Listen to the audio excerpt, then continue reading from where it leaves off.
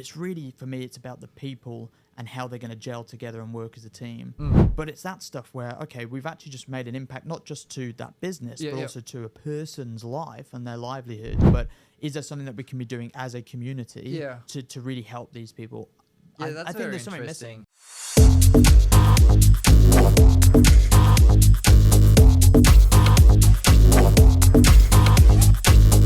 Hello everyone. Today I'm with Jack. Jack's like a very well-known Salesforce recruiter in Sydney and Australia wide. So we had the chance to be with him. Thank you, Jack. Yeah, thanks, Arthur, for inviting me along. Yeah. Looking forward to having a good conversation. Yeah. So Jack, I met him like a few years ago, but the last time we met was maybe 2 months ago. Yeah. Just before you went to the UK, or I think you went for traveling for a few months. Yes, yeah. And one of the strengths of Jack is that you are always available to have a coffee, have a discussion, and help. And this is not everyone that does that. So just thank you for that. I think it's, of course, mate. Yeah, it's great. And I guess, like, how have you been since the time we met? Because you changed job and company. Yes. Yeah. Can you tell us a bit more about this change and what do you do now? Sure. Well, yeah. No, thanks again for bringing me to this studio. It's pretty cool, isn't it? Yeah. So just for the listeners that don't know, I guess. So I've obviously been recruiting in the Australian Salesforce ecosystem for probably about 6 or 7 years now, and I've been doing IT recruitment for around 11 years. So I've been around, and I'd worked for a couple of different companies, and when we last met, I've recently moved into a slightly different role. So instead of just doing recruitment for Salesforce, I'm now looking after a bigger technology team where they offer different technology recruitment solutions, not just Salesforce. But for me, I'm still a Salesforce or the Salesforce recruiter. It's been good so far. It's been about 3 months or so since I've joined them, and the UK trip was really just, I was on a bit of gardening leave, so it was really just to see mom and dad and spend a bit of time back at home and all that sort of stuff. So but yeah, no, that's what I've been up to. Wow. And so how do you like moving from a new team and also have a broader panel of technology to handle? How different it is, like, from being focused on Salesforce only? Yeah, it's a good question. So I suppose Salesforce or the recruitment of Salesforce, how it normally works is that you'll obviously build relationships, deep relationships with your network. So people like yourself, and you understand what people's motivations are to look for new jobs or whatever else it may be. You know, are they getting paid the right numbers, all that sort of stuff. People always ask that question. And same with the hiring managers as well. These businesses, whether they're a Salesforce partner or whether they're a Salesforce customer, they've paid for this technology and they need to get someone to come to make it work. And so I've gone from spending a lot of time having those conversations around, okay, you know, what is happening with the finger on the pulse of the Salesforce market, to now the conversation I'm starting to have more is with more maybe IT leaders rather than Salesforce leaders. And talking holistically about what is in their enterprise estate, what technologies they are using across the board, not just from a CRM or a customer perspective, but also from a infrastructure, security. Do they have a website that they're using? Can we hire software developers for them as well? So it's a broader conversation. Again, my expertise is still in Salesforce, but the team's expertise separates from projects to infrastructure, to data, to security and infrastructure, that sort of stuff. Wow. And so how did you end up? Because my understanding is that your job as a recruiter in the Salesforce space is to facilitate the conversation between, like, the individual who have skill to implement and, like, the enterprise that have the technology but is looking to, like, onboard an individual to configure, like, the Salesforce product in a way. But how did you learn over your career to understand what Salesforce is, like, understand the different product? And because my understanding of being a Salesforce recruiter is that it's quite hybrid in a way, because you need to get the right knowledge of technology to be able to understand the customer needs, but also like the candidates. So could you tell us like what's your background, if you were interested in technology when you were young already, or if you learned more like on the go? Yeah, no, that's a great question. I guess we go further back from my time in Australia. So I started in sales when I was 16, right? And it was working at in the UK equivalent of like a JB Hi-Fi. So I was selling laptops, I was selling fridges, and you know, that stuff's easy to sell because people come in to buy that stuff, right? So it's pretty straightforward. Whereas we were then, you know, you have to sell insurances on top of it, all that sort of stuff. So you would get exposed to so many people that you start to understand as time goes. I was doing that for about six years. Then I moved into recruitment. I did my degree in the middle, which was a philosophy degree. Oh, wow. Which, you know, it's a strange 3 years of my life, but I enjoyed it. So, but I think for me, it's that sales skill set that's really helped me because you're exposed to so many people that you start to understand like who that person is and how, and their personality. And why is that useful? It's so useful because you go and meet a Salesforce partner or a business that's bought Salesforce, and you look at their team, and maybe you speak to the manager, or maybe you kind of know a few of their team members because you've been speaking to them on the phone just throughout the years, and you understand what their culture is, right? So it is about knowing the Salesforce technology to an extent, but it's really about the people. And that's the magic, because you can find someone that has marketing cloud experience. You can find someone with sales cloud experience. Obviously, there's going to be a level of their knowledge, you know, whether they're an entry-level admin all the way up to an architect. Okay, we can figure that out quite easily by looking at the certifications, by getting references, by looking at the trailheads, you know, that sort of stuff. But it's really, for me, it's about the people and how they're going to gel together and work as a team. Because if even if you've got the best skill set in the world, if they're not going to work well together, then they're probably not going to, it's not going to work out long term. So I think for me, my ability to assess people on their technology skills is really around who have they worked for. So you understand which businesses generally hire good people, and which businesses have been doing good projects or interesting projects. Interesting. And so you then know, well, if that person's been working on that project, that's a pretty badass project. That's pretty hardcore. So we know that they're going to have good development skills. Otherwise, they would have been kicked off that project, right? So it's you know, I'm not a technical person. I've not come from a technical background, so I can't review someone's code and go, this guy's a great developer. But what I can do is understand holistically, right? Which companies have they worked for? Like the ecosystem. And the ecosystem, who do they know? You can kind of ask for an informal reference.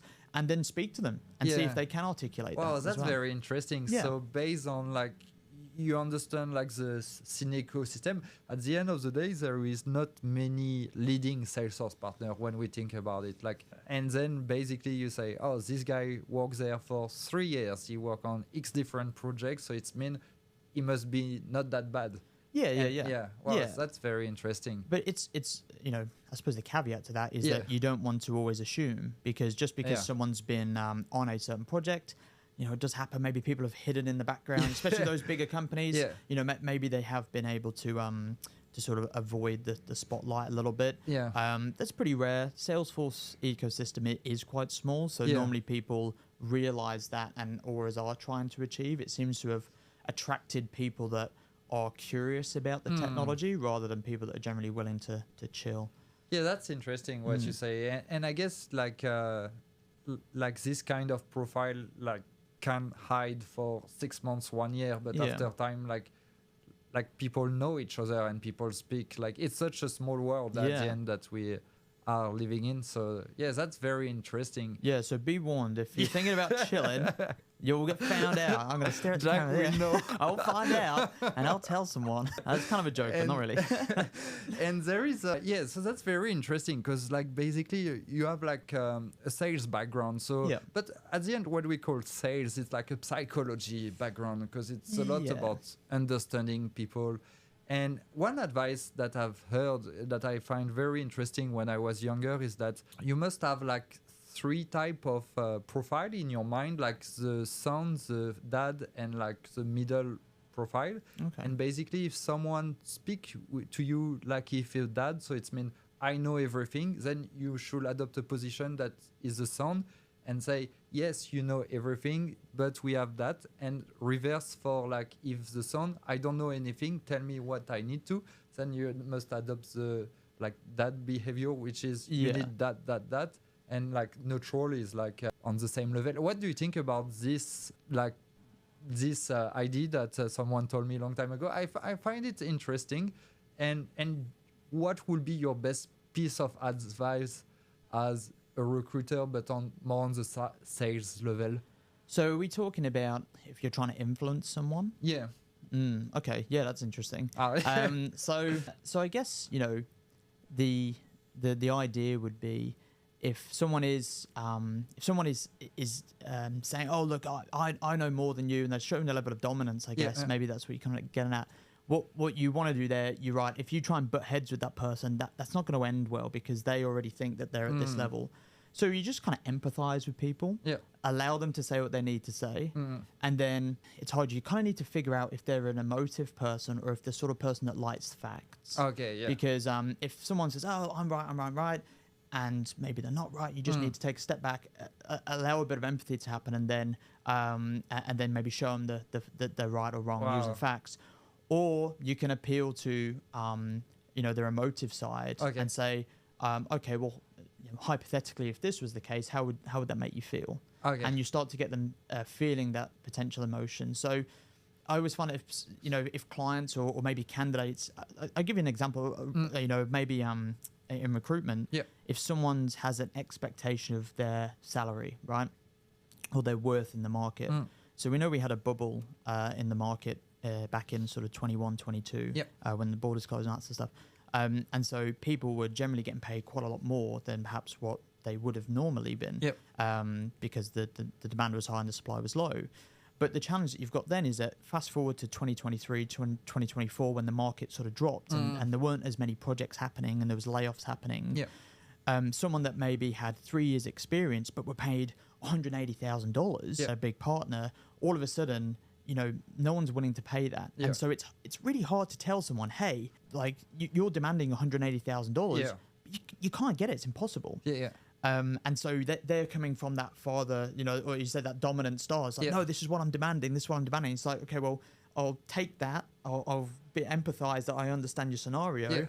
But here's the facts and figures here, and the facts are that the market's dropped and the demand's dropped, and therefore the price has dropped as well. So that would probably be a good example of where you can mitigate those things from a recruitment perspective, if that sort of answers your question. I guess it's like explaining by fact and proper illustration, like numbers. For sure.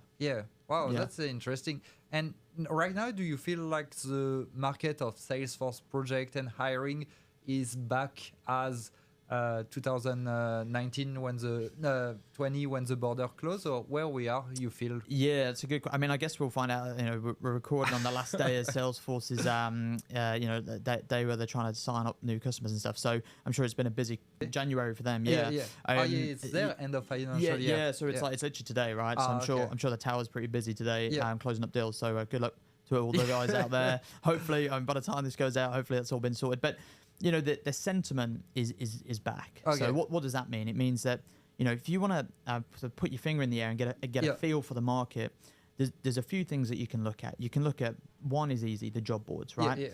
If Salesforce partners are advertising roles, it means that they're either expecting projects to come in or they've actually got a signed a contract to say that someone's bought Salesforce and they're going to implement it. That's interesting. That usually means that they need to ramp up, maybe with marketing cloud expertise, maybe with someone with CPQ. Obviously, we know data cloud's a big one. Obviously, Agentforce is being pushed into the market. So I think number one litmus test is, are people advertising more? The second one, I mean, again, me and the only a few others out there who are Salesforce expert recruiters would know that if they're having enough conversations, you can know what the sentiment is. It's like, are people hiring for new people? Or equally, is someone frustrated because they've been in the job for 2 or 3 years and they're bored, and so they're going to leave? And if they're going to leave, it means that there's going to be a new hiring happening. Replacement. So it's like a cyclical thing. Wow. And do you have like tools that you use like to monitor? Like for example, the job board would be very interesting to have a platform where you say, oh, for example, Jarvis, for example, like posted like 4 more job on LinkedIn. You should ring them because they might be looking at hiring. Is there like platform or tools that are existing on the market? There isn't really a platform or a tool. Okay. You know, the guys at Seek, for example, they will provide us a high level information around what the adverts, advert numbers were, and that generally gets sent around to a lot of recruitment consultants or agencies. Normally, it's a bit of a manual thing, and this is the value of an expert, right? Yeah. You know, if you for 40 hours a week, or for 50 or 60 hours a week, realistically, for recruiters, unfortunately. Oh, really? It's that's why, I'm only 25. Look at me. I look so old. Are you only 25? No, come on, man. But do I not look 25? Like, is that why you're so surprised? No, but if you're spending hours and hours a week, speaking to 50, 60, 70 candidates a week, and you're on the job boards and you're observing what's going on, you're probably going to have a good understanding. And so it's a very manual process to gather all that information. We have systems, CRM systems that are recruitment specific that we can record that data on. But that's just something that you as an individual or you as a team would look at. It's not really something that as a candidate in the market, from a Salesforce administrator, the only information I've got is Seek or LinkedIn. And then you've obviously got issues with some of those platforms where maybe they sometimes scrape information from websites and post it, so you're not too sure if it's that accurate. If you look at other websites like Indeed or Jura, who I always recommend people look at as well, because it is a slight alternative to Seek. Then is the information 100% up to date? Maybe not. But it will give you, if you were looking for a job and you just spent 2 solid days mapping out all of that, you'll be able to see who's hiring, who's not hiring. That's interesting. But then if you took that and did that over 6 years, like I've been doing, then all of a sudden you get a good scope of like, oh, okay, I understand now that if you're sort of mid-sized to larger size partners like your Jarvises, like Visios, etc., are starting to advertise more. You're like, okay, if these guys are putting more headcount in, there must be something going on there. There must be more projects. And so like do you feel like, where do you spend your time on? Do you spend your time more on speaking with the Salesforce partner to agreeing on like, okay, we will find you X candidates for this type of role? Or do you spend more time with the candidate? Like, how do you segment your time as a Salesforce recruiter? Yeah, it's a good question. So for me personally, I know that some of my peers or competitors would have a slightly different model. But for me, how I operate is that you sort of prioritize speaking to candidates, because that is it's your information, right? That if you look at it from a sales perspective, because I think recruitment is building relationships, but it's really sales as well. The people are your product. How we generate revenue is that we are providing a person to a business, and we get paid for that. And so the people are your product. And that's why you have to be part of that ecosystem, because if people don't know who you are, they don't trust you. They're not going to tell you about how much money they want to earn. They're not going to tell you about if they like their boss or not. So you have to build that relationship, and go to the events and that sort of stuff, because it's so important for people to know who you are and they can trust you. And there's high level of confidentiality, all that sort of stuff. So I'd say, maybe 50% of your time is spent primarily talking to candidates. And then my business model has always been actually to work with Salesforce customers. So the businesses that are buying Salesforce, like end user. So end users, customer. exactly. Wow. So if my statistics over the last couple of years has always been probably about a 75% revenue stream from end customers. Why and then 25. Is that? Are they more like easy to deal with, or like what do you prefer about? No, it's you know what? It's just kind of how it's worked out. Again, some of my competitors make a lot of placements with sort of certain big partners. And I think there's only maybe 1 or 2 others that really go after the end users. But I find it really interesting, because partners are great because they'll have all the cool projects. But the thing that I always think is quite interesting is Salesforce sell this product and it's really, really expensive. And then someone goes in and implements it and then they walk away. Or maybe they sell a service package, right?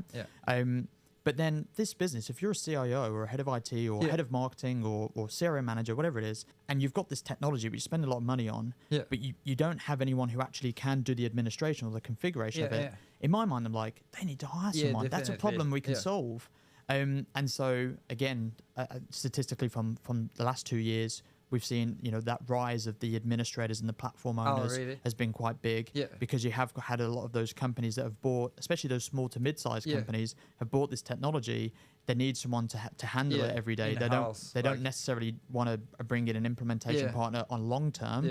They just need an in-house person. So that's we've seen a rise of that stuff. And also, like, there is a fact that the partner will bill you per hour, where when you have an expert in-house, doesn't really matter how long it takes. Like, you have the capability to focus on that and implement the feature perfectly. Where as a consultant, when you build 1 hour, 2 hour, and so it's also you imagine it from from that company's perspective. This is real feedback that we've had, I've had, to then end up placing someone in a platform owner role. Is that their Salesforce partner was great at the implementation, but then every time they had someone come in for those 1 or 2 hours a week or a month, whatever it was, it was a different consultant. Then they're relearning the system, they're refiguring it out. And I'm sure everyone's pretty smart out there. They can figure it out. But if you're paying that, then you're like, well, I want John back because I like that guy. And so if you had the in-house team, then that's it. That being said, there is a significant value to having a partner, especially with that implementation phase. And I know that the sort of managed service solution was a big one that a few of the partners were selling for a long time. The support packages. And that makes sense as well, because not everyone needs to have a head count in that Salesforce admin space or an internal development team. It just depends on what they do, what the priority is as a business. But I totally agree. And that's why it should be a task that is started, should be completed before there is a switch of consultant. Otherwise, it's too hard for the end user. Like, you have to re-explain from start. It will drive me crazy as a customer. So and I mean, again, the documentation piece is everyone always talks about it. It's almost a question that never really comes up at interview. It's like, how good is your documentation? Can you show us how you would do something? Or talk us through your process of documentation. Because some of the feedback that we've had of well, I never really had anyone do bad at a job, but that never really happened. But when we place someone, sometimes an issue that they've had historically with those businesses is that they've had a lack of documentation, and so that seems to be a big thing. So for anyone going to interview in this year, talk about documentation. That's a little a quick tip for you. That's very. I think it's something that I've learned at Sky actually. And over the year that one key thing that I've learned is to document as much as I implement. As long as I implement, I continue the documentation. And at the end, you provide a nice piece that explains. Mostly with ChatGPT and all of that, there is no excuse. There's no excuse these days, because you won't make grammar mistake if you ask it to rephrase or anything. So, like documentation with good screenshots really is key. But that's really interesting. And so you do like end user. You work with a few ASX clients. Was it like your best experience, or could you share like an anecdote or like your best months you did, or like something that you remember that was exciting? Well, I mean, we've all had good months, and that's great. I think there's a story that sticks out in my mind that ASX customers are great, and the big projects are fantastic. But again, I don't know what it is, but I find that the smaller businesses are really interesting. So that there was one business, and they sold pool cleaners. So it's a robot that would go into a pool and cleans it up, right? And they've been trying to hire like a sort of Salesforce administrator for a while. And anyway, I rang up the head of IT, and they didn't really want to pay a recruitment fee, which is fair enough because it can be expensive. And so they were trying to hire. And eventually drove out to meet them. It was out west, and had that conversation. We agreed, the rules of engagement, like what they were looking for and how much it was going to cost, and all that sort of stuff. And at the same time, someone in my network had actually just been made redundant, unfortunately. So he rang me up and he was like, oh, this is the situation. So we, sure enough, got him in there, and sort of didn't force a client to take him, but it was like, look, I know this person, like I've been speaking to them for years now at this point, and I would highly recommend it. The only reason they're on the market is that the business has decided to move away from Salesforce. It's nothing to do with their performance or anything. They're a great candidate. And then sure enough, they hired that person, and they're still there now, years on, and that made a significant impact to their business because although they were a smaller business in Australia, they were a big European brand, and that for me was like, wow, isn't that interesting? Because we can put people into the big banks and help with home loans, technologies. That's really cool. But it's that stuff where, okay, we've actually just made an impact not just to that business, but also to a person's life and their livelihood. I mean, but I didn't say that. But also, isn't it nice to have someone in your corner fighting for you? You know what I mean? Especially in that scenario. So very rewarding. And we went for some lunch or a coffee. Once he started, he bought me a gift to say thank you, which is great. And again, at the start, recruitment for me is a selling job. You have to be able to sell, because you're selling the opportunity to the candidate, and then you're selling the candidate to the business, right? And then you're selling the business your services so that they're going to pay you the fee at the end.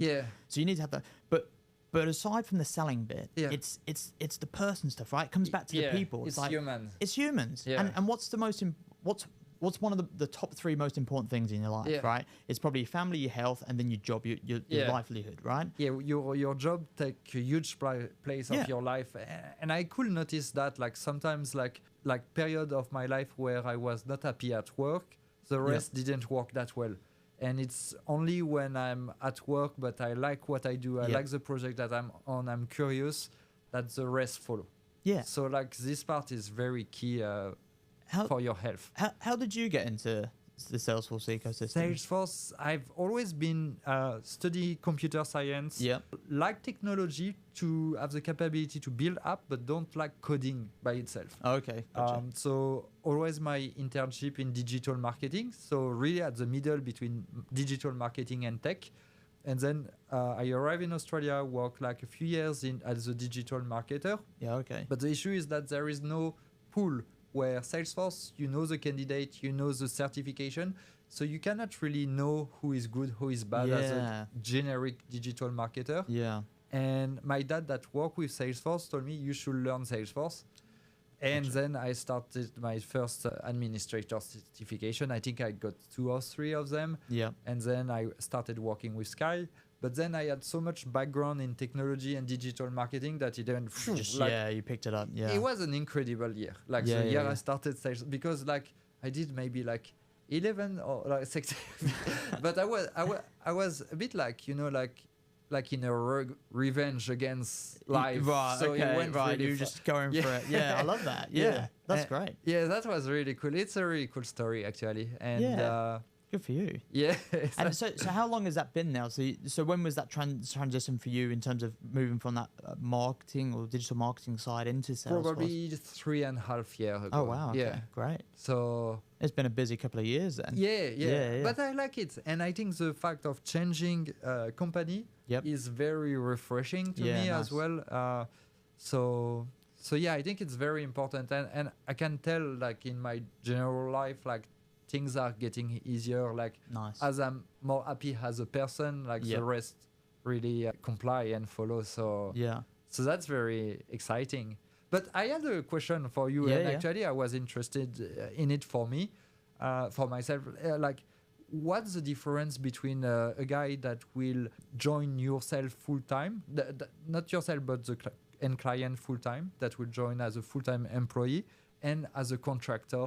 What are the benefits for the person itself, like the candidate, but also maybe the drawback for the customer? Because it seems like people want to hire full time these days instead of what's your view on that?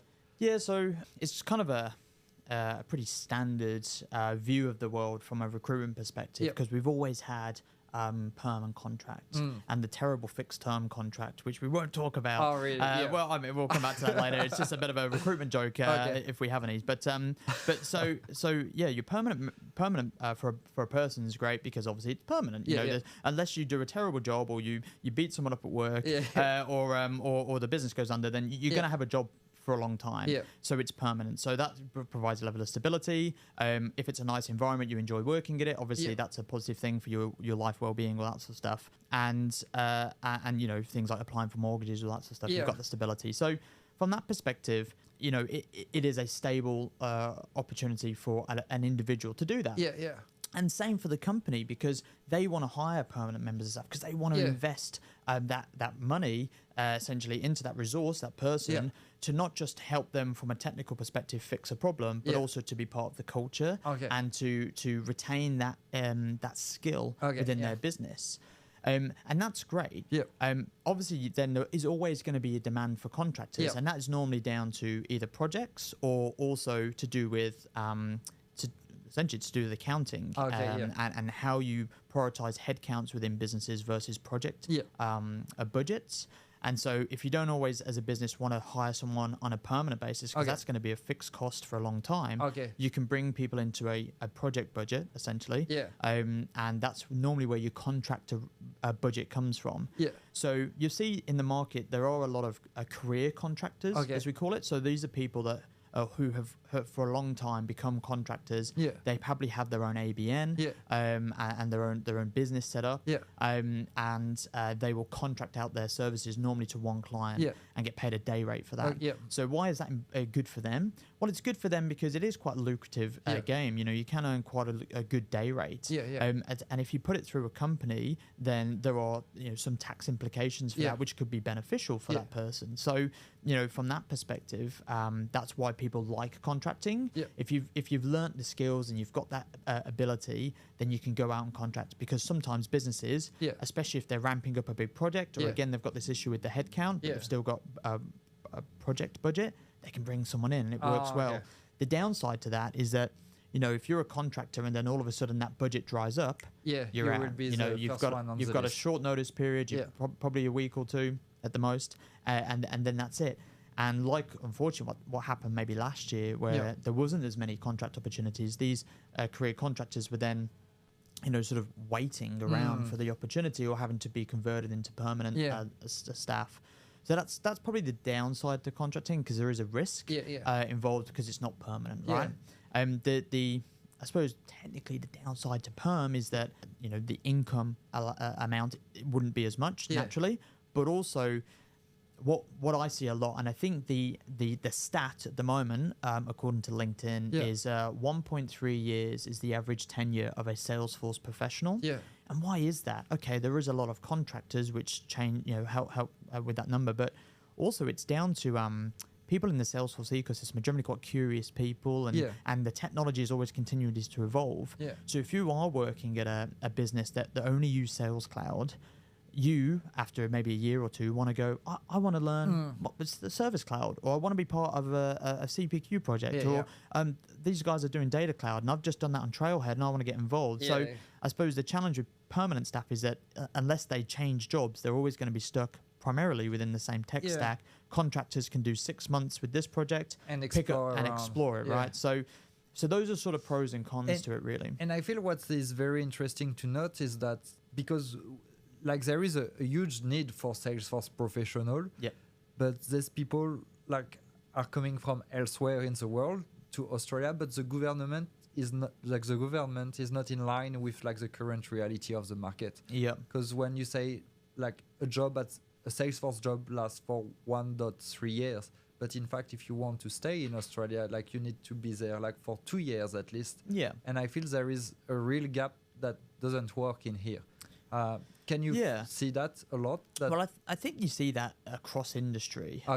So obviously I'm English, and recruitment had historically been an avenue for expats to come to Australia. Recruitment, there's no barrier to entry. Anyone could technically be a recruiter. You don't need a degree in it, and you just need to be good at talking to people and have an energy, I suppose. And so recruitment struggled with this thing as well. When I first moved to Australia in 2018, I was on a 2-year visa only, and that's not enough time to build a network really and really generate enough revenue for yourself and for the business. So what they then changed the rules, and now recruiters are allowed to get PR so they can stay here longer. I've just sat my citizenship test, so fingers crossed I passed it, great. I'm just waiting for my cert now. So it's the same with Salesforce, and like with many other industries, we're seeing that it's interesting because there is still a high demand and lower supply, but also you do see that there are still a number of people in the Salesforce ecosystem that are out of work. Okay. And that's what's really interesting at the moment, because we do want to encourage people to obviously come into Australia. You always need these sort of high level skills because it is so niche. But at the same time, there was a drive in 2021-22 to hire people or cross train people into the Salesforce world. Oh, okay. But as the market sort of dropped off, you've got this great people that have learned to do administration skills, but maybe they haven't been picked up by some of the partners or some of these in-house Salesforce teams. So what I would argue is that, reach out. If you're a Salesforce partner, what is your initiative to bring in new talent into the ecosystem? And are they doing enough to promote new people coming into that talent pool? Okay. So there was a company that did a project like that. They would actually pay people for 2 years and teach them Salesforce and then deploy them. Yeah, it's V something. No, I don't remember. Yeah, they're a part of a larger recruitment group actually, and they're part of that. But anyway, that's great business. Yeah.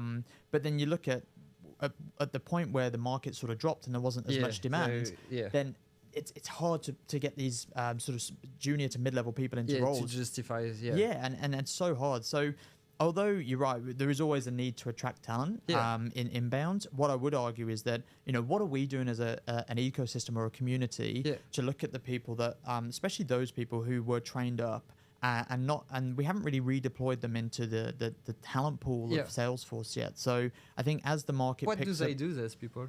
Well, they'll be administrators primarily, or they'll or some of them do development. So maybe they were like Java developers or front-end developers, and they moved into Salesforce Dev, learned Apex. Or perhaps they were non-technical staff and moved into administration, learned configuration, got a few certs, that sort of stuff. Or like a marketer that become a Salesforce marketing. Yeah, exactly. Yeah. Well, that's the thing, and and that's the beauty of Salesforce, and we know that we can cross-train people into it. But yeah, I don't know. I think for me that would be the if people want to do something really cool this year, what they could do is ask that question. So we've got the Salesforce user groups. Is there something more that we could be doing from that perspective to encourage those that have been trained and have the Salesforce skill sets? Are we really connecting them in the right way? Not sure. I don't think we are. And yes, that's my job, and my peers, my competitors. It's our job to connect people. But is there something that we can be doing as a community to really help these people? That's I think very there's something interesting. missing. I think there's something missing. And I feel like you mentioned, like it's very hard. It can be hard to be a contractor because it's almost, I will compare it at running your own business at the end of the day. And I think one key success factor of it is to always be networking and being like in constant communication with people that could provide opportunity to you the day like your current contract is moving away. Don't you think this is very key aspect of it? I think you're right. If you're a contractor and you've got 3 months or 6 months contracts only, then it's not a bad idea to be networking for sure. You want to have a brand or be networking, or if you are on a project, get to know all the people on the project, because if they're contractors, when they move to another business and they need a developer or whatever, they might ring you up. That's crazy, because this is what I see at Sky. Like there is, I would say, like 3 people that I'm in good terms with everyone, but 3 people that I will I'm keeping in touch, and they are good friends now. And I feel like if someone is leaving, and I hear about something, it will be like the first one on the list to be aware of that. Nice. So So you can make good friends, I think, in the Salesforce ecosystem. And I guess like another question that I had, I'm just thinking about it. I saw like recently that some recruiting practice, like in the Salesforce space, started to do some implementation as well. Have you seen that? Yeah. I know. What's your point of view on that? Because it's a very interesting way to diversify your income source in a way, like stream. Yeah, for sure. I think I wouldn't be able to talk too much about it because I don't know too much about it. But at the end of the day, it's a business, right? And it's funny actually. I rang someone once, and they're a Salesforce partner, and I was telling them I was a Salesforce recruiter. Yeah. And he did turn around. I can't remember which company it was. It was really funny. He just turned around and went, "Oh, you need to get into implementation because that's where the money is." Oh, really? And I was like, that's not what I do. Like I am a recruiter. But at the end of the day, it's the implementation partner ecosystem is broad. Yeah. There are a lot of big players. Your big global companies. Then you've got a significant amount of mid-sized companies, and you've had so many of these much smaller organizations now. Maybe there's a technical architect who with his friend wants to go and build their own Salesforce partner. There's no barrier to entry. All you need to do is, I think you like fill in a form at Salesforce and you become a partner, right? Plus like you're on the website. The network of candidate and the network of customer. Yeah, so 100%. So from that perspective, if you can convince a business that you are a partner, not a recruiter, and you can sell a solution that is the implementation rather than a person, then that's the sell, right? That's what you're selling. So it's not a bad idea. I've worked for companies before, other recruitment agencies, where they had a solution business. So back in the UK, the business I worked for, we actually had an offshore solution. Which was a slightly different part of our business. And what they did is if you went to a CIO and they wanted to hire 3 Java developers, they can hire them there, or we can offshore it to our offshore solution in Vietnam, right? So it's providing, you've got 2 solutions. You can either sell the headcount, or you can sell a solution, which isn't necessarily a headcount, it's the implementation, right? Or the offshore solution. Yeah, that's interesting. But I guess with this type of business model, you better sell talent to end customer, because like it will create friction if you start providing talent to a partner. Correct, because then you're kind of the competitor at that point, right? And so how do you mitigate that? And that's a great question. You sell like the bad resource. It's like, that implementation was rubbish. Use us. See, that's not a bad idea. Maybe we should set up a little side business. That wouldn't be a bad idea. But also that comes back to the how small the ecosystem is really, and people know everyone. But you're right. It's a good. I think it's a good revenue stream. But I mean, for me personally, for me, I'm a recruiter. I'm a sales guy in recruitment. So that's your expertise. I'm not technical enough to go into a business and advise them how to implement. But if you've got that, if you can hire that skill set, then go for it. Like, that's a great idea. And then you've got the talent pool to resource those projects. Makes sense to me. That's very interesting. And from your point of view, I was very interested to ask, like, in 10 years' times, what will be your dream? Like, will you stay like in recruitment, or will you like? How do you see that? 10 years is my dream. So I suppose for me, the vision has always been, I've been in recruitment long enough now. I enjoy it. Okay. And so, is it the case of having a recruitment brand of my own, and having a team of people who are specialists in their areas and adding value to those businesses? I think that would be pretty cool. It's a bit of an ego thing, because I think I'm okay at recruitment now. I think I'm okay at it. And so if I can have something that is completely mine, that I've built with people, then that's pretty cool. That's a pretty cool thing. In 10 years' time to have that, then that's pretty cool. And maybe in 10 years' time, I might have actually sat my admin certification, which I've logged into Trailhead once. So I know obviously a few of my competitors are certified and all that sort of stuff, and I think that's really interesting. Yeah. And there's value to it for sure. I haven't got around to it yet, so maybe I'll add to my 10-year vision is to be certified, at least an admin, or maybe the AI one, because I think that's free at the moment. Until December. Right? Is it? Yeah. Okay. Well, that's fine. Yeah, that would be interesting. But at the end, do you really need not really like the certification, like no. Because what you have is like another skill that is like understanding people and their needs and being able to act like as a connector or like middleman and facilitate a transaction of knowledge in a way. Yeah, it's you're right. The role of a recruiter is to connect people. Yeah. But I would argue that, how good would it be if a recruiter also could review someone's code before sending their CV to a customer and be like, oh, look, I've actually looked at his code, it's brilliant. Yeah. But if recruiters knew how to code, they'd be contracting for $1,200 a day. Yeah. They wouldn't be sat in a recruitment office on the phone for 12 hours a day. So you're never really going to have the joint skill set. Yeah. Not really, it's very rare.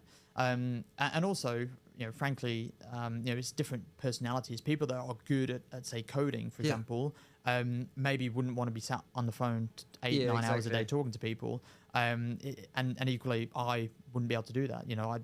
I would struggle to look at code, or I don't read when I get home. I listen to audibles only because I've read CVs for the whole day and been researching all day. So how do you describe yourself? Like I guess you are more an extrovert, or like what do you think? I think I'm extrovert. I don't know, after like because, and also for this type of role, I guess a recruiter, there is a list of capability and like personalities aspect that you need to fit, I guess, to be good. And I guess being energized when you speak with people and being good at communicating is a key aspect of it. And you are like this, so I guess. Yeah, no, I think you're right. Having that, being an extrovert, and enjoying people's company, I think is important. That being said, though, there have been people in my career that I've worked with who you could describe them as more introverted, and they were very process focused and very regimented in what they did. And they were normally the highest performers. Oh, okay, wow. Because they just had this process. And it was very transactional that way. And they have been successful. But again, if you look at recruiters in general, who do people want to buy from? Who do people trust with their careers? It's probably going to be someone who you can relate to. And that's kind of part of that, building relationships with your candidates. That's very network. Interesting. And then building your relationships with customers. If they're going to spend a lot of money with recruiters, and risk hiring someone who's right or wrong, you probably want to have a good relationship with them. Like the emotional connection is part of the success, basically. And another question that I have is, how do a recruiter make money? Yes. Like it's very key to understand, I guess. So the business, I guess the business model really is a company A needs to hire a resource. A recruiter comes along, and the business pays them for it. So, for example, with permanent, it's pretty straightforward. Say the candidate earns $100,000, and your recruitment fee is 15%. What you do is you charge $15,000. Right? And it doesn't come from the candidate. It doesn't. There's a bit of a misconception sometimes that the candidate's like, well, it's coming. I could have earned 115, but the recruiter's taking the 15. That's not how it works. The budget for the headcount has come from the headcount budget. The recruitment spend is in when you're doing your P&L. You'll have a recruitment spend allowance anyway, right? And so that's where that budget comes from. And so, because that is a misconception sometimes, it's like, well, if the recruiter's going to be earning $15,000, whatever, then that could have been mine. It's like, well, it never was yours because the headcount's only ever been approved at 100,000, for example. That's a high level. And that's very interesting. And then with contractors, it's similar to Salesforce partners where, say a contractor gets paid this much, then you've got a margin on top, and because we payroll them, you've got the payroll tax and that sort of stuff you got to pay as well, and then that's the charge rate. And normally that's pretty transparent with the person that is hiring them. And it's great usually for the candidates because they haven't had to do the introductions. Yeah, They haven't. So you were talking earlier about the contractor having to make friends and do all that. Yeah. Well, if they haven't done that, isn't it easier for them just to say to the recruiter, "Can you just get me this?" Yeah. Because again, it doesn't really come out of the contractor's day rate because they're always going to have that day rate. Yeah. It comes out of the project budget. Oh, okay, that's right? interesting. So that and people, most companies have budgeted for that. Yeah. And so that makes sense. Wow. And so I understand, like, so it's paid like the recruiter will be paid like a fixed salary plus a commission base. Yes. Based on the talent that I hire. Yeah, right. Yeah. So if you're a recruiter like me that's worked for companies, then you get paid your base salary. Yeah. And then you'll have some form of commission schemes. Yeah. And recruiters can make some good money. Okay. I haven't. Yeah. I'm still working my way there. I'm working on moving in the right direction. What do you call good money? Crazy. Crazy. I knew someone that earned was it 1.1? It was over $1 million in 1 year. Wow. Very impressive. That's very good. To them. Yeah. Pre-tax. Very impressive. Salesforce recruiter? No. Okay. No. I don't know what the other people in my market generate. I do okay. I'm not poor, but I think there could be a lot more to do out there. But recruitment can be quite lucrative. So, yeah, I guess so. But also it's tough. Yeah. And that's sales, right? It's that is the nature of sales. But what's cool and because again, I've been in sales for so long now, since I was 16. Yeah. You've got your basic income, but then you can also, if you want to go on holiday in 3 months' time, if you just work really, really hard, you can make, you know that your the month is not just going to be your salary, it's going to be this much. So I'm so used to that now that the idea for me of just working for a fixed income is just blows my mind. It's very hard. Whereas you've got, I guess we've not really talked about this, but you've got internal talent companies. So you've got a business, so say, like a big one like Macquarie Bank or whatever, they'll have an internal talent team that primarily do the recruitment for that business in-house, and they'll get paid a fixed salary. Right? They might have a bonus scheme, but really it's just fixed. And so although I, as an agency recruiter, and I make my revenue from charging companies, there are other recruiters out there who work for directly a company. So some of the Salesforce partners have employed this. 8 Squad are pretty good. They've got a phenomenal internal recruitment team who never answer my calls. Something.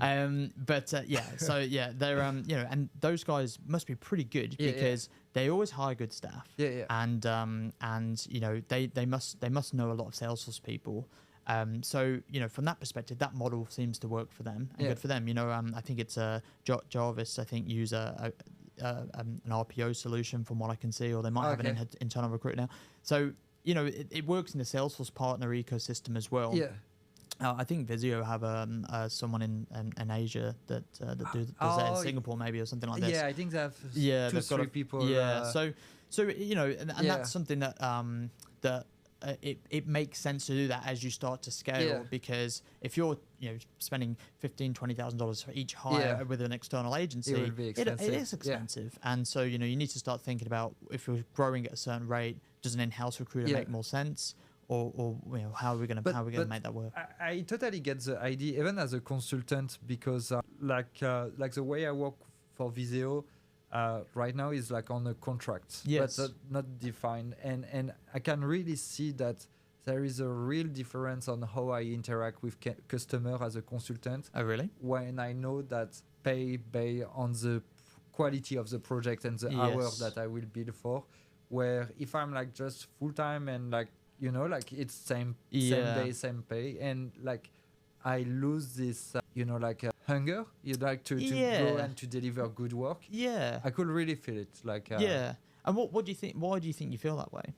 Because the more I deliver good work, the more I work on the project hours, the more I get money. Yeah. Oh, so you mean right? Yeah. So it's like the more effort that you put in, and they want to keep you and retain you, then obviously that's going to be beneficial for you as well. Do you think it's something to do with like the obviously the cost of hiring, of putting someone on site is expensive. Yeah. And so you want to show that value to the customer. They want to be without no doubt that you have helped them. Yeah. Yeah. Mostly when you realize like how much you earn every day. Like I think it's like I visualize it way more than when it's like a yearly salary. but I could really see the difference as a like as an individual when you get like full-time salary and like contract where you really understand your worth and what the customer is spending for you, in fact, which is quite a lot. Like so like I find it very interesting. And so like for you, like how many talent have you been able to place like in a month on your best months, for example? Wow, that's a great question. I think probably the best month of new piece of recruitment I've done, I think it was like 5 or 6. Oh, okay, yeah, which is pretty good. Yeah. So yeah, I think that was a couple of contractors, a couple of permies. Yeah. Permies, perms. That was pretty good. But you know, your average is normally around sort of 1, 2, 3 a month is pretty good. Because I guess it's such a long process that it can be. And what I was wondering as well is like when you place someone, so you get like the contract fee, the commission earned that you get. Why don't you get something every month the candidate stay at the customer? You know, like an ongoing. Well, I guess you do if you've got contractors. Oh, okay, yeah. So your contractors will submit timesheets, and then they will, we charge a margin off that timesheet, and so then you invoice, and so you've got that. It's great for business because you've got that annuity revenue, which is that consistent revenue coming in. Yeah. So the company I'm working for now, we are on a mission to grow our team's contractor revenue, so that we do have. The team cost is this, and we've got this contractor number. The golden rule is trying to get it to cover the whole of your team costs, so that every month you've got the contractors running for you, and you've got enough revenue coming in, which actually already pays for the team. And then when you place a permanent, you get that $15,000, whatever. It then adds the profit. That's the cream on top. So that every recruitment agency, that is always the vision, right? Yeah. To have your contractor revenue match or even exceed your overall costs. That makes sense. Or at least get sort of around 70-80% of it. And what would you recommend to a partner having like a team of full employee, a full contractor, or an hybrid version? It's a good question. I think most partners recognize that you want a core team. Yeah. And what you want to be doing is having enough of a visual of your pipeline to know, right, we need to flex up and flex down. I don't know what the percentage is, but normally partners have enough of a buffer so that they have, maybe call it 10% of people on the bench, right, at any time, for the most part. Or they get to full capacity, so they've got that flex. And then it's only at that extra capacity that's needed do you usually then bring in contractors. That's interesting. So that's been my experience, where if a business has a good understanding of what their pipeline is, again, they can afford to have people on the bench. And then they can also stretch people, and they know the capacity of their consultants, right? If you've got a senior consultant, they might be able to handle 2 or 3 projects at a time, maybe. If they're not senior, then maybe they can only do the one. And so you can sort of look at that resource planning and flex it. And again, that's what a lot of business owners look after that in the partner space, but also a lot of those internal talent teams I was talking about earlier. That's part of their job in terms of the resource planning as well. Is that they look at what projects are coming up, and figure out, right, do we need to start advertising, or for a certain skill set, or do we just need to advertise to get a mid-level consultant in or whatever? So, it's all, I think, is there a benefit to having a contractor only from an accounting perspective, or if you've got a flex need, from a project that is very specific that require a specialist, I guess. I had some work on with one of the partners, and it was what was it now? It's like Media Cloud. Oh, okay, Yes, and so that was fun. To try and find someone, and we did it. Is there someone? Oh yeah. Oh really? Yeah. So you know that's just an example of like, okay, well you're gonna have to find a contractor here because you know that's the nicheness, and also people are like security cleared as well, MV level 1, right? It's like there's only a few of them around, and so they know that for the most part they can be contractors because they're not going to take a perm salary because they can earn a lot more as a contractor because it's so hard to find. Yeah. Wow, that's interesting. And I guess do you have you heard stories where people practice didn't handle well their budget and they have to lay off some people, for example? Because I guess like there is a positive aspect where you have your forecast of pipeline and you see what you can hire, but what if you don't estimate correctly your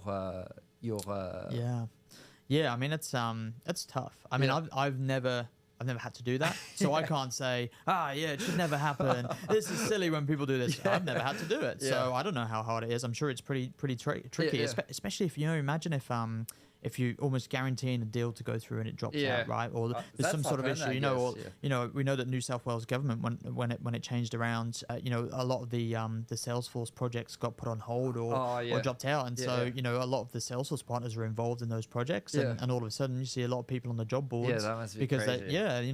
they were just like no more contractors, we're spending too much money, blah blah blah. And so what do you do as a business owner, right? You have to. You have to look after the business at the end of the day, and again, it comes back to what is the risk of being a contractor. Well, the risk is you don't have a permanent job, so it's not. And then if you are a permanent member of staff and there's still an issue at the business and you have to be made redundant, well, that's why we have redundancy policies so that you can be protected or at least paid out in a certain way. That are very correct. That are quite exactly. But it's hard to say, isn't it? Is it, obviously it's never a good thing, and I'm sure business owners obviously don't want that to happen because it's not going to be good for their business. But also, I guess we did see it in that sort of 21, 22, 23 started to nosedive a little bit, and people are like, well, we've hired some fantastic people, but we just don't have projects for them because if there's no, we're all a slave to the market, right? And same with recruiters. Impacted. Yeah, same with recruiters. It's like a lot of recruiters didn't have a good year last year. I was lucky. Like I found the pockets of work. And so, it wasn't too bad for me. But, a lot of people in the market and recruitment really struggled to make some placements because there wasn't as much hiring happening. Because there wasn't as many projects happening and businesses didn't have the cash flow to hire new people. So you're always a bit of a slave to the market from that perspective, I think. Yeah, that makes sense. And I'm thinking to close this episode. What best advice would you give to a young Salesforce recruiter? A young Salesforce. Come and have a chat with me. Come and join my team. That'd be great. I think a young Salesforce recruiter is. Do you want to be a Salesforce recruiter, or do you want to be a recruiter in general? Because there's so many markets you can choose from. That there's probably only about 5 or 6 of us in the ecosystem that are really embedded, and that also maybe because that's the natural size of it. There doesn't need to be a diluted amount of recruiters in that space. But what I would say to if someone wants to be a recruiter is ask the question why. Why be a recruiter? Well, my answer would be you get to have great conversations with people all the time. You're literally speaking to people all the time. It's so interesting. And as long as you recruit in an area that does interest you, like I started my career as a .NET developer recruiter. And I recruited .NET developers for like my first year. And then I went on to IT architects. So I was doing solution architecture, enterprise architects. And that was really interesting. And then when I moved to Australia, I started doing Salesforce. And luckily for me, that's interesting. Whereas I've got friends who maybe recruit in like in engineering or in blue collar roles, and it might be interesting to them, but for me it wouldn't be. So my advice would be find an industry you're interested in. If you've come from marketing, maybe you'll want to be a marketing recruiter. If you've come from sales, then maybe why don't you go be a sales recruiter? It might be interesting. So that would probably be my general advice. My other advice would be get on the phones, speak to people, speak to as many people as you can, and don't spend money on your credit card before the commission has come in. That would be also my big trick. A mistake that you learned? Well, you think something's coming in, go crazy on the credit card, and then the deal drops out. Yeah. Oh, yeah, so, that must be but it's hard. all right now. So yeah. So there you go. That would be it. Yeah. Thanks for having me. Thank you so much. Yeah, pleasure, Jack. mate. Yeah. Really good. Thanks. Thank you.